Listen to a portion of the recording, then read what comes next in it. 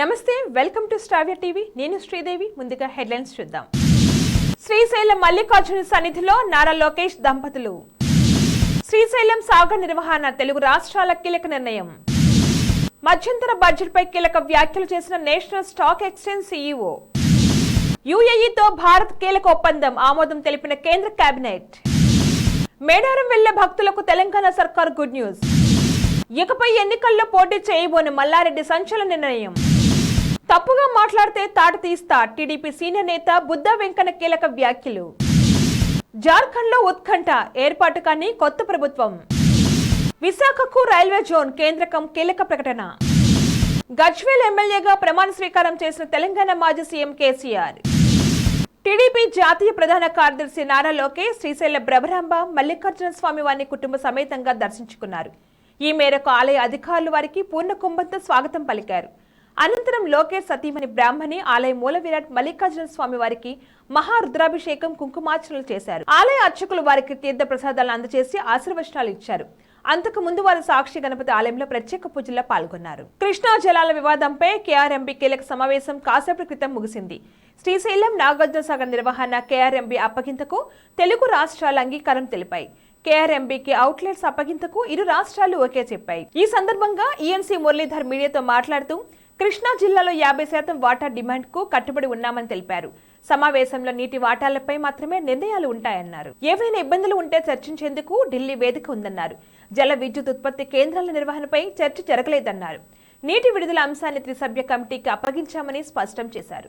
BJP ప్రభుత్వం 2024-25 సంవత్సరాలకు గాను పార్లమెంటు మధ్యంతర బడ్జెట్ ను ప్రవేశపెట్టింది. దీనిపై national stock exchange of India CEO Ashish Chauhan స్పందించారు.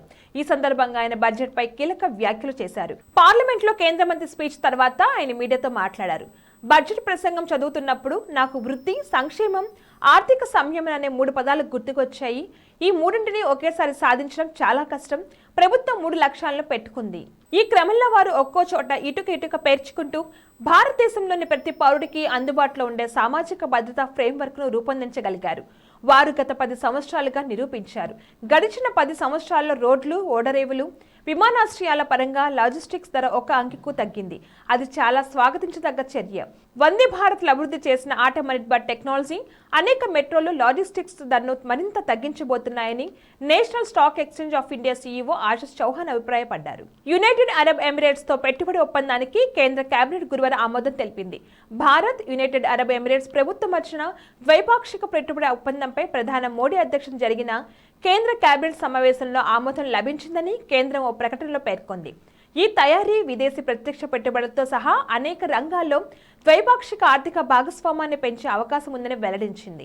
ఈ అగ్రిమెంట్ దేశంలో పెట్టుబడులు పెంచడం, దేశీయ తయారీని ప్రోత్సహించడం మొదలైన వాటి ద్వారా ఆత్మ నిర్భర్ భారత్ లక్ష్యాన్ని సాధించడంలో సహాయపడే అవకాశం ఉందని పేర్కొంది. అలాగే పెట్టుబడిదారుల విశ్వాసాన్ని మెరుగుపరుస్తుందని, ఫలితంగా విదేశీ పెట్టుబడులు, విదేశీ ప్రత్యక్ష పెట్టుబడి అవకాశాలు మెరుగవుతాయని ప్రభుత్వం భావిస్తుంది.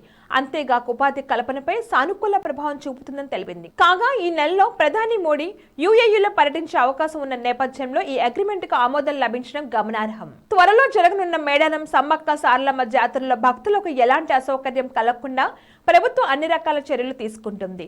దీనిలో భాగంగా జాతర ముగిసే వరకు అక్కడ అటవీ శాఖ వసూలు చేస్తున్న పర్యావరణ రుసుమును నిలిపివేస్తున్నట్లుగా ప్రభుత్వం ప్రకటించింది.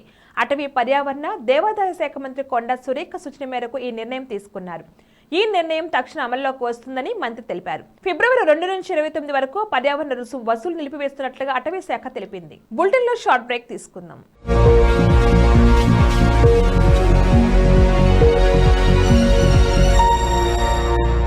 నమస్తే.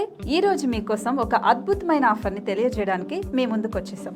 ప్రస్తుతం మార్కెట్లో ఒక కొత్త ఇల్లు కొనాలి అంటే మనం ఎన్నో రకాలుగా సెర్చ్ చేస్తూ ఉంటాం.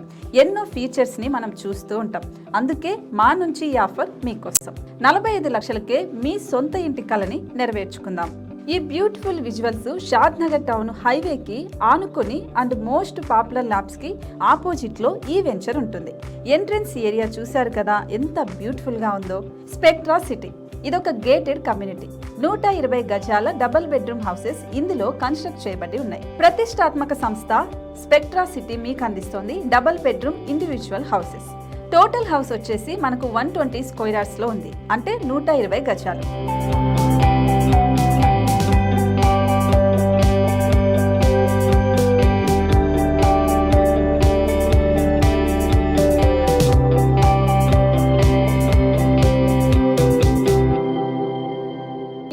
ఇంకెందుకు ఆలస్యం, మన ఇంటిని చూసేద్దాం రండి. ఇక్కడ చూశారు కదా, మనకు ఎంట్రన్స్ లోనే హాల్ ఉంటుంది. హాల్ అనేది 15x16 ఇంచెస్ లో ఉంటుంది. ఇప్పుడు చూస్తున్నట్లయితే మాస్టర్ బెడ్రూమ్. ఈ మాస్టర్ బెడ్రూమ్ అనేది మనకు 12x10 ఇంచెస్ వస్తుంది. దీనికి అటాచ్డ్ బాత్రూమ్ కూడా ఉంటుంది. ఇప్పుడు చూస్తుంది సెకండ్ బెడ్రూమ్. ఇది కూడా 12x10 ఇంచెస్ వస్తుందండి. ఈ బెడ్రూమ్ కి నెక్స్ట్ మనం ఇప్పుడు కిచెన్ లోకి ఎంటర్ అయిపోతున్నాం. కిచెన్ అయితే ఈక్వల్ ఇంచెస్ లో ఉంది. 8.5x8.5 విస్తీర్ణంలో ఉంది. అండ్ ఈ వరండా టెర్రస్ పైకి దారి కూడా ఉంది.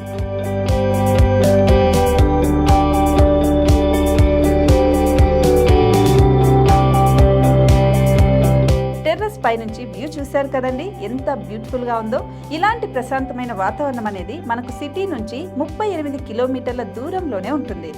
ఇంకా వరండా అండ్ పార్కింగ్ ప్లేస్ అలాగే ఓపెన్ స్పేస్ తో కలుపుకొని మనకు 18 చదరపు గజాలు ఉంటుంది. ఓపెన్ స్పేస్ తో 102 చదరపు గజాల కన్స్ట్రక్షన్ తో ఈ ఇల్లు డిజైన్ చేయబడి ఉంది.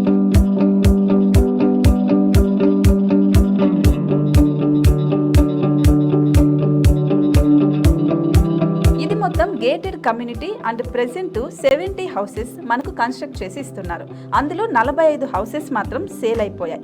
ఇంకా 25 మాత్రమే ఉన్నాయి. అలాగే లిమిటెడ్ ఎడిషన్స్ మాత్రమే ఉన్నాయి. హైవే రోడ్డు నానుకొని తూర్పు పడమర ఫేసింగ్ కి నిర్మాణమై ఉంటాయి. షాద్ నగర్ లో ఎంఎస్ఎన్ ల్యాబ్ కి ఎదురుగా ఉంది ఈ డబుల్ బెడ్రూమ్ ఇండిపెండెంట్ హౌసెస్. మిమ్మల్ని ఆహ్వానిస్తున్నాయి. మనకి వెంచర్ ఓవరాల్ గా ఎగ్జిట్ నెంబర్ 16 నుంచి 38 కిలోమీటర్లు వస్తుంది. అలాగే కొత్తూరు జంక్షన్ నుంచి 15 కిలోమీటర్స్ మాత్రమే ఉంటుంది. షాద్ నగర్ మున్సిపాలిటీ పరిధిలో నేషనల్ రిమోట్ సెన్సింగ్ కి ముందే ఈ వెంచర్ ఉంటుంది. నగర కాలుష్యానికి దూరంగా స్వచ్ఛమైన ప్రకృతికి దగ్గరగా రూపుదిద్దుకున్న సుందరమైన డబుల్ బెడ్రూమ్ ఇండిపెండెంట్ హౌసెస్ ఇవి. ఇప్పుడు సొంతం చేసుకోవడానికి సంసిద్ధంగా ఉన్నాయి.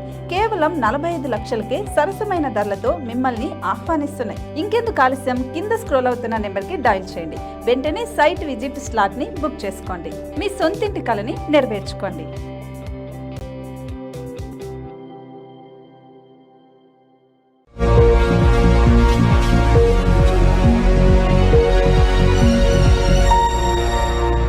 Back to news. తాను మళ్లీ పోటీ చేయనని, సీఎంతో నేను కలిస్తే తప్పేంటని మాజీ మంత్రి మల్లారెడ్డి సంచలన వ్యాఖ్యలు చేశారు. మేడ్చల్ బీఆర్ఎస్ కార్యకర్తల సమావేశంలో పాల్గొన్న మల్లారెడ్డి మళ్లీ అసెంబ్లీ ఎన్నికల్లో పోటీ చేయనని తెలిపారు.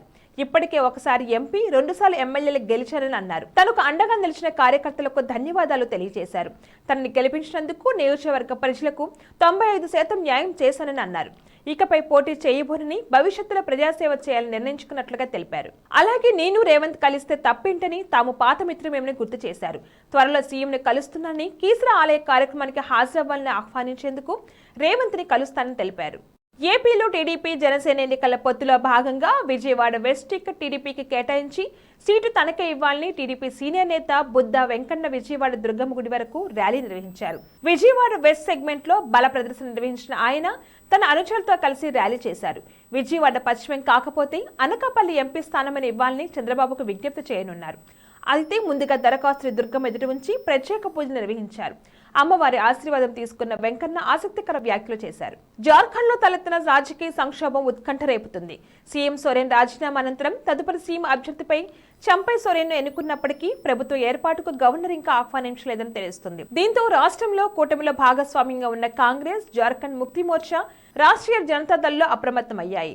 తమ ఎమ్మెల్యేలందరినీ హైదరాబాద్ లేదా బెంగళూరుకు తరలించినట్లుగా సమాచారం. అయితే శాసనసభ పక్ష నేతపై 5 ఎమ్మెల్యేలు రాంచీలోనే ఉండి పరిస్థితులను గమనించినట్లుగా సన్నిహిత వర్గాలు తెలిపాయి. ప్రభుత్వ ఏర్పాటుపై జాప్యం చేయడంతో కాంగ్రెస్ నేతలు మండిపడుతున్నారు. విశాఖకు రైల్వే జోన్ కావాలనేదే చిరకాల స్వప్నం. రాష్ట్ర విభజన హామీల్లోనూ ఈ డిమాండ్ను పొందుపరిచారు. కానీ 10 ఏళ్లుగా తాత్సర్యం జరుగుతుంది. ఇవాళ కేంద్ర ప్రభుత్వం ఓటాన్ అకౌంట్ ప్రజలు ప్రవేశపెట్టింది. ఈ సందర్భంగా ఏపీకి రైల్వే జోన్పై కేంద్ర రైల్వే శాఖ మంత్రి అశ్విని వైష్ణవ్ కీలక ప్రకటన చేశారు. మీడియాతో మాట్లాడిన ఆయన విశాఖలో రైల్వే జోన్ ఏర్పాటుకు తాము సిద్ధంగా ఉన్నామని స్పష్టం చేశారు. అయితే జోన్ ఏర్పాటుకు ప్రభుత్వం భూమి ఇవ్వలేదని తెలిపారు. విశాఖ రైల్వే జోన్ కోసం 53 ఎకరాల స్థలం ఇవ్వాలని కోరాం. ప్రభుత్వం ఆ స్థలాన్ని ఇంకా కేటాయించలేదు. భూమి ఇచ్చిన వెంటనే పనులు ప్రారంభిస్తాం. జోన్ ఏర్పాటుకు డిపిఆర్ రెడీ అయిందని రైల్వే మంత్రి అశ్విని వైష్ణవ్ పేర్కొన్నారు. ఈ రోజు అసెంబ్లీలో గజ్వేల్ నియోజకవర్గ ఎమ్మెల్యేగా మాజీ సీఎం కేసీఆర్ ప్రమాణ స్వీకారం చేశారు. ఇటీవల జరిగిన సార్వత్రిక ఎన్నికల్లో కేసీఆర్ కామారెడ్డి, గజ్వేల్ నుండి పోటీ చేశారు. కాగా కామారెడ్డిలో బీజేపీ నుండి కేవీ రమణారెడ్డి గెలుపొందారు. ఎన్నికల ఫలితాల తర్వాత కేసీఆర్ కు తుంటి సర్జరీ అవడంతో ప్రమాణ స్వీకారానికి హాజరు కాలేకపోయారు. తెలంగాణ ప్రజల తీర్పును గౌరవిస్తూ మళ్లీ ఇలాంటి పొరపాట్లు జరగకుండా చూసుకుని వచ్చే పార్లమెంట్ ఎన్నికల్లో అధిక సీట్లు బీఆర్ఎస్ పార్టీ గెలుస్తుందని పలువురు పార్టీ నాయకులు ధీమా వ్యక్తం చేశారు. బులెటిన్ హెడ్లైన్స్ మరొకసారి. శ్రీశైలం మల్లికార్జున సన్నిధిలో నారా లోకేష్ దంపతులు. శ్రీశైలం సాగర్ నిర్వహణ తెలుగు రాష్ట్రాల కీలక నిర్ణయం. మధ్యంతర బడ్జెట్పై కీలక వ్యాఖ్యలు చేసిన నేషనల్ స్టాక్ ఎక్స్చేంజ్ సీఈఓ. యుఏఈతో భారత్ కీలక ఒప్పందం ఆమోదం తెలిపిన కేంద్ర కేబినెట్. మేడారం వెళ్లే భక్తులకు తెలంగాణ సర్కార్ గుడ్ న్యూస్. ఇకపై ఎన్నికల్లో పోటీ చేయబోని మల్లారెడ్డి సంచలన నిర్ణయం. తప్పుగా మాట్లాడితే తాట తీస్తా టీడీపీ సీనియర్ నేత బుద్ధ వెంకన్న కీలక వ్యాఖ్యలు. జార్ఖండ్ లో ఉత్కంఠ ఏర్పాటు కాని కొత్త ప్రభుత్వం. విశాఖకు రైల్వే జోన్ కేంద్రకం కీలక ప్రకటన. గజ్వేల్ ఎమ్మెల్యేగా ప్రమాణ స్వీకారం చేసిన తెలంగాణ మాజీ సీఎం కేసీఆర్. ఇవి ఇవాల్టి బులెటిన్ అప్డేట్స్. కీప్ వాచింగ్ శ్రావ్య టీవీ.